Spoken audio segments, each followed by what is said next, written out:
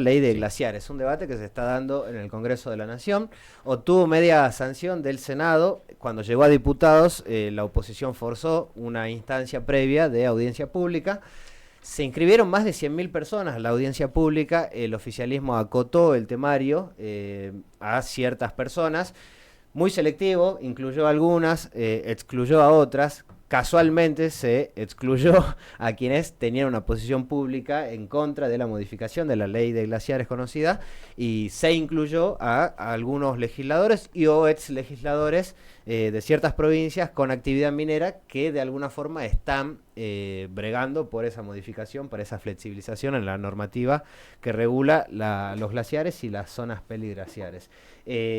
Tal vez vos que estás del otro lado habrás escuchado que se iba a denunciar a una senadora salteña, Flavia Rollón, de parte de Enrique Viale, uno de los expositores, que es presidente al mismo tiempo de la Asociación de Abogados que se especializan en la cuestión de medio ambiente.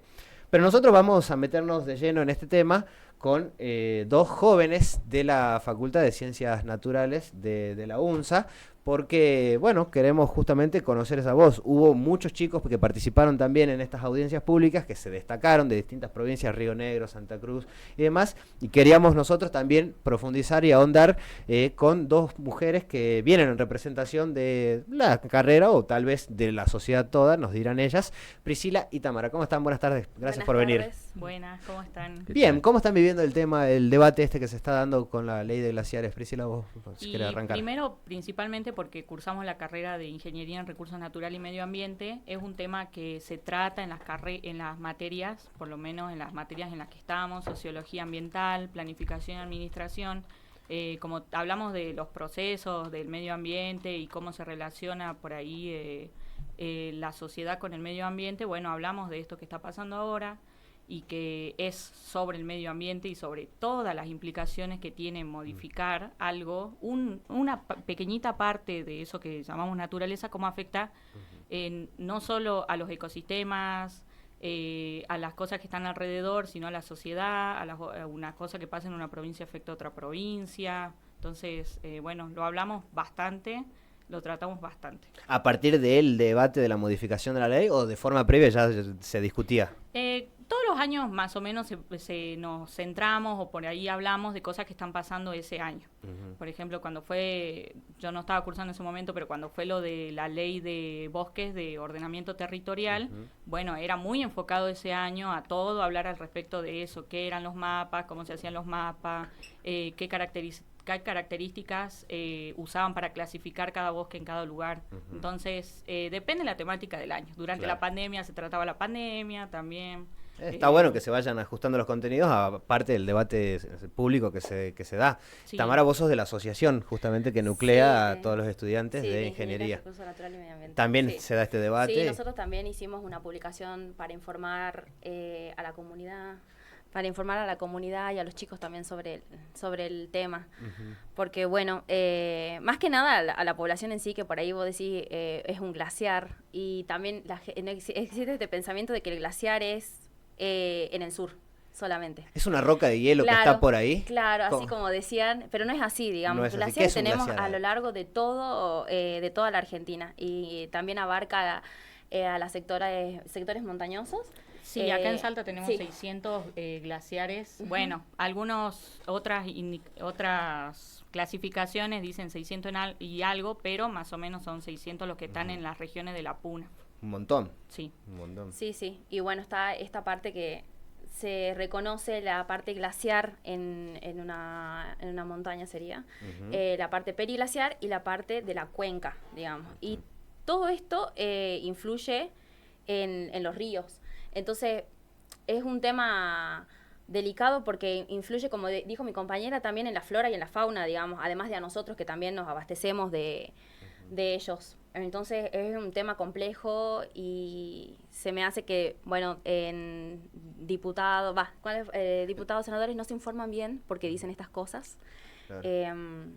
Y bueno. O también otra cosa que se decía, que también lo discutimos en clase, fue de que hay cierta gente de cierta provincia que no vive cerca de los glaciares, que no se puede expresar o no puede opinar porque no están en los ambientes periglaciares. Claro. Y está bueno hablar de lo que decimos de las cuencas, porque nuestra carrera se basa mucho en las cuencas hidrográficas, que son un conjunto de los ríos.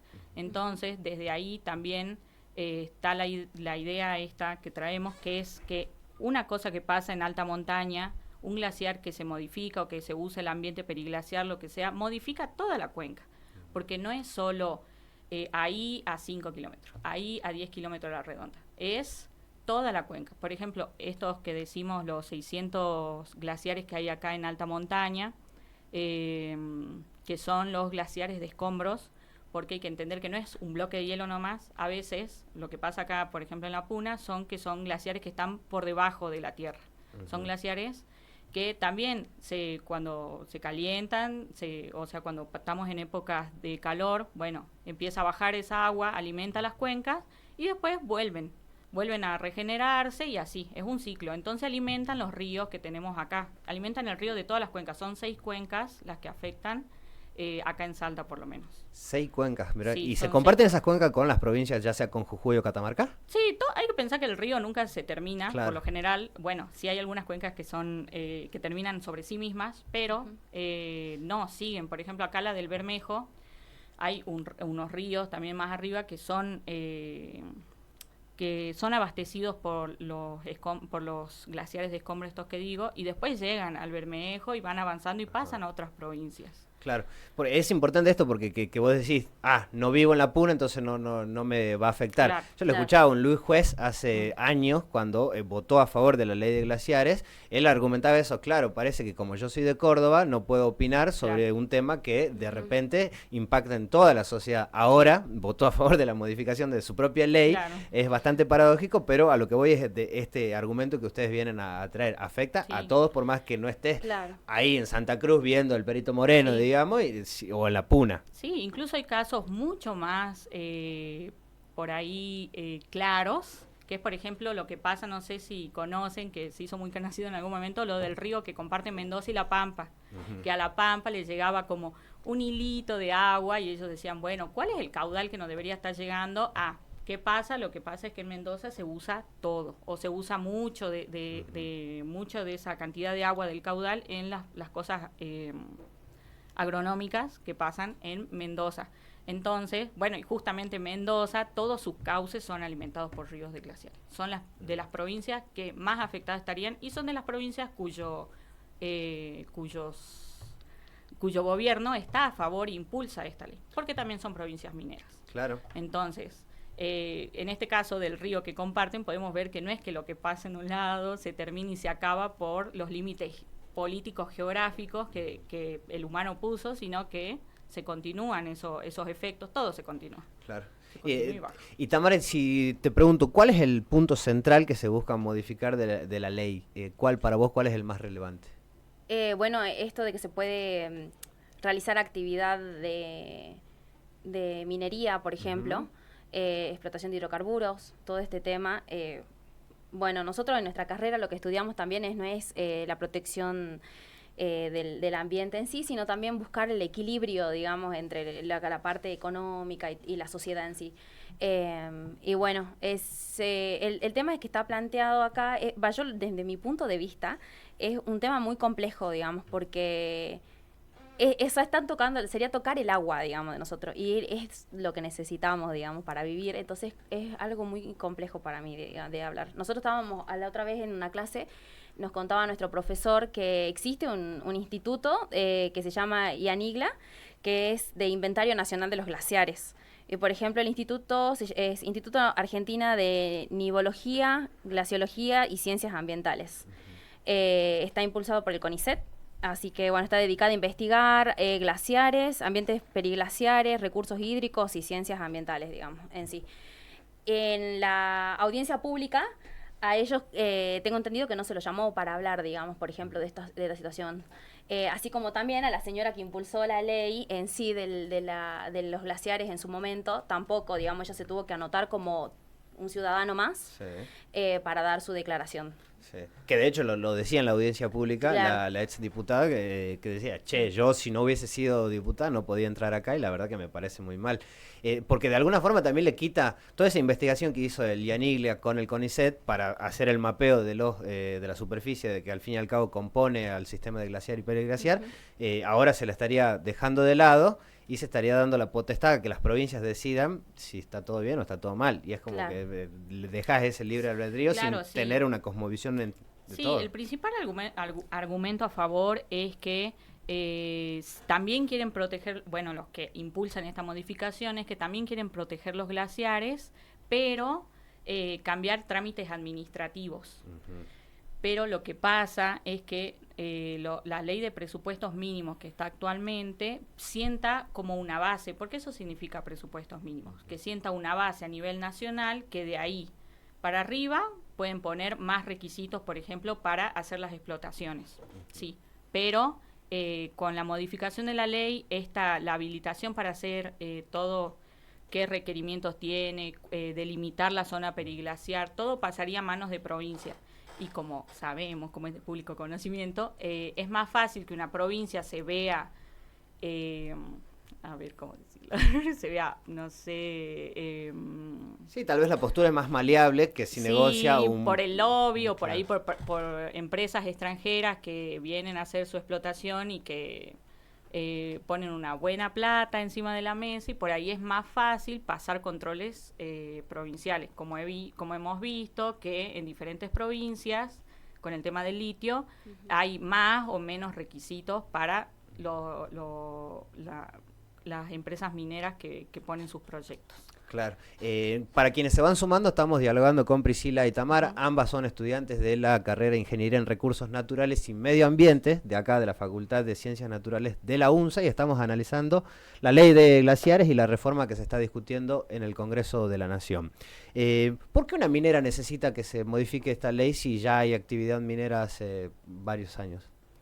Porque lo que pasa es que bajo esta ley está protegido ampliamente el sector glaciar y periglaciar. Lo que busca la modificación de ley es que esta protección no sea amplia, sino que sea específica caso por caso, lo cual le daría potestad a cada provincia y que se redefinan lo que es un ambiente periglaciar, cuántos kilómetros, y también lo que dice, que eso es muy importante, que yo lo anoté acá, que... esperen que lo encuentre, que la habilitación sea explícita en sectores no estratégicos. Entonces, ahí ya veríamos como que, no sé si el caso por caso afectaría tanto si dicen que ya sería explícito si el sector no se considera estratégico. O sea, con no considerarlo estratégico, ya sería como dice acá, una habilitación explícita para realizar la explotación minera o de hidrocarburos. Sí, eso se ata con otra medida que anteriormente que el propio gobierno de la nación declara ciertas actividades económicas, perdón, como de seguridad nacional y estratégico y demás, dentro de ellas la minería. Pero, por ejemplo, esto se podría dar, vos recién, Tamara, hacías alusión a las cuencas hidrológicas. Puede venir uno y decir, haceme el estudio de acá nomás y todo bien, y después la misma cuenca que comparte, pero estar un poco más allá la otra minera, no recibir esa habilitación. O sea, puede haber dos pedidos distintos, digamos, que están chupando la misma cuenca. Claro, en realidad sí, por esto de que vos decís, o sea, si son provincias, viste, que te decíamos hace rato de los ríos, que abarcan mucho más, como por ejemplo el que daba mi compañera recién, de Mendoza hacia La Pampa, bueno, te afecta porque o sea, el río es extenso y se une y forman otros y así, digamos. Entonces vos estás habilitando una parte en una provincia, pero esa habilitación también le puede afectar a las otras, ¿me entendés? Claro.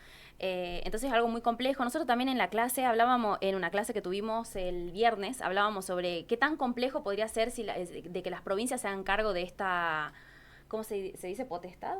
O que tengan la capacidad de dar claro, permisos, sí. Nuestro profesor nos decía que requería de mucho, digamos, en realidad de mucho sostén económico, de tecnología y también de calidad, o algo de humano, sí, o algo así. No es lo mismo la capacitación que puede tener un científico contratado a nivel nacional que por ahí uno provincial. No es por desmerecer a provincia, pero son secretarías, ministerios con menos presupuesto, más cantidad de gente, menos cantidad de gente, más capacidad tecnológica, menos capacidad tecnológica. No es lo mismo que un mismo proyecto sea evaluado por la capacidad que tiene Nación y el Ministerio de Ambiente, que una Secretaría Ambiental por ahí que está reducida, más ahora en estos tiempos reducida en presupuesto, en personal, porque está todo vapuleado el ambiente, la parte ambiental, es diferente. Sí, aparte si tenés mineras como Río Tinto, que es una de las mayores de todo el mundo, con estudios jurídicos que son de los mejores, que te presentan, no sé, 600 páginas, ¿quién lo analiza esas 600 páginas y quién tiene la capacidad de proveer eso? El de última es el Estado, con profesionales de distintas ramas, de distintos organismos, que podrían dar efectivamente una lectura a eso, si está bien o está mal. La provincia hoy por hoy no lo tiene, lo digo con conocimiento de causa, no tiene esa capacidad. De hecho, se lo dice acá, están esperando algunas mineras la aprobación de la DIA hace un montón de tiempo. Sí, y como digo, no es por desmerecer a los profesionales que están en provincia, pero ellos mismos a veces nos dicen y nos cuentan de sus experiencias, nos dicen, no te dan presupuesto para hacer los trabajos a campo que requerimos, no tenemos tiempo de hacer por ahí los estudios a nivel de laboratorio, no tenemos por ahí el personal para controlar todos los casos que hay, porque hay millones de casos, miles de casos, y por ahí están reducidos y no se tienen que fijar en los más graves, en los más cercanos, en los que alcance. Entonces, es una capacidad diferente y, bueno. ¿Y qué esperan ahora de lo que pasa en Diputados de la Nación? Ya tiene media sanción la reforma a esta ley, de alguna manera se habilitó una discusión que está abonando la sociedad. Ustedes contaban que en la propia carrera lo están discutiendo aún más. Por ejemplo, ustedes qué esperan? Como estudiantes, como jóvenes, ¿a quién más? Y bueno, yo personalmente, de diputados, espero que piense más en el bienestar de las personas, digamos. Está bien el tema esto de económico que decíamos, pero es un tema muy complejo. Además, también estaría bueno que se informaran más. Pero sí, más que nada sería eso. El tema es que el agua es muy compleja, digamos. Para mí afecta la salud de las personas. Y tanto, como vos decías, de la Puna, como los de acá, como los del sur. Entonces, sí, aparte, si no hay algo más por detrás, no tienen la necesidad de sacar esto en tiempo récord.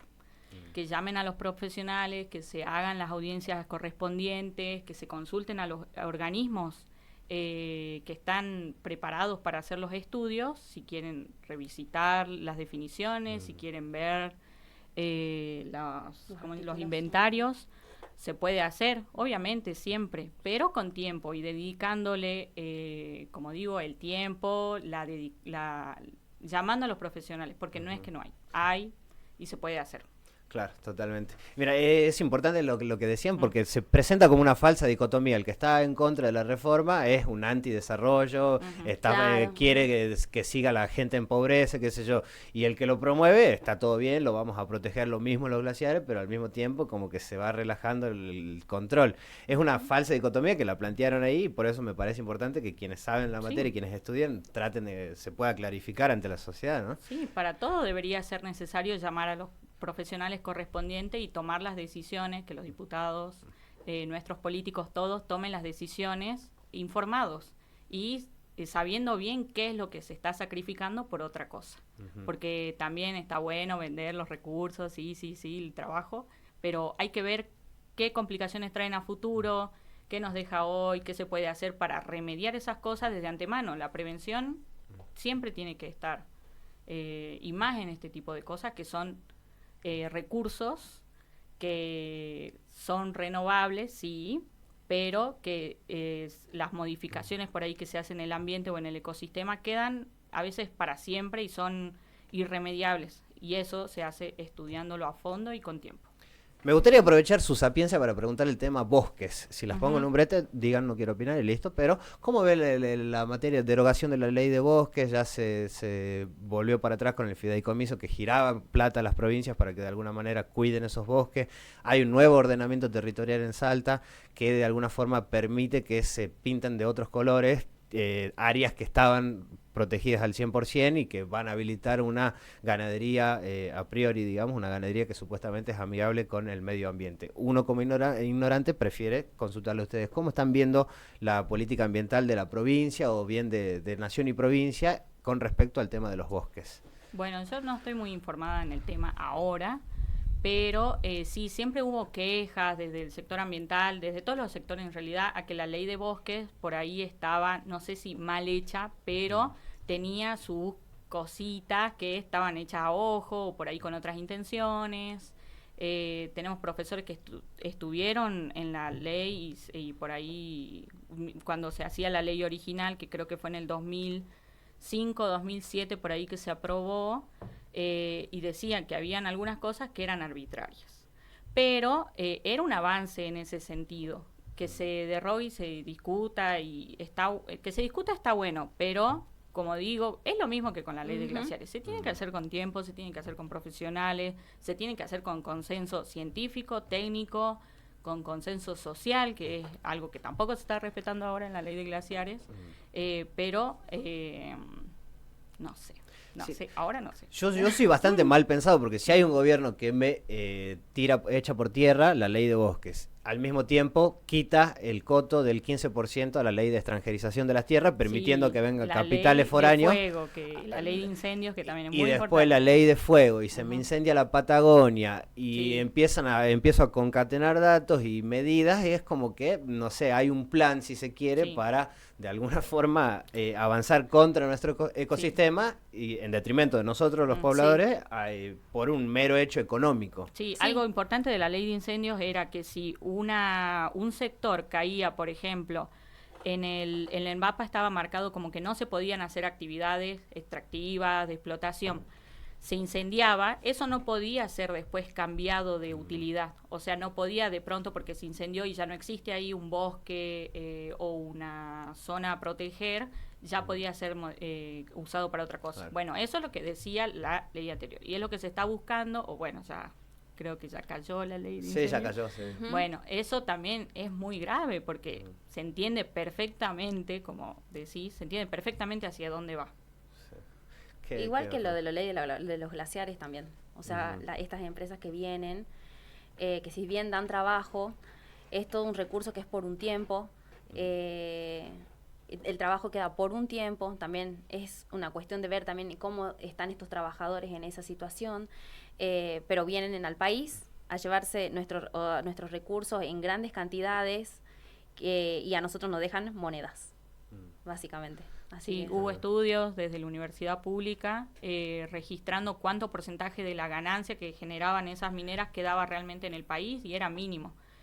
Rigi, bla, bla, bla, pero hay mucho en ese sentido y bueno, se entiende que hay una facilitación para la explotación de recursos por ahí, como digo, sin tomarse los tiempos, los recaudos necesarios para que eso no sea, no nos deje más problemas, más pasivos ambientales, de lo que está produciendo en el momento. Claro, tal cual. Bueno, les agradecemos a ambas las visitas. Aquí pasaron Priscila y Tamara, ambas estudiantes de la Ingeniería en Recursos Naturales y Medio Ambiente, la Facultad de Ciencias Naturales, una parte de la conducción del CUECNA, del Centro de Estudiantes, y otra, Tamara, que es parte de la asociación que nuclea a los estudiantes de esta carrera. Muchas gracias a ambas, ¿no? Bueno, gracias.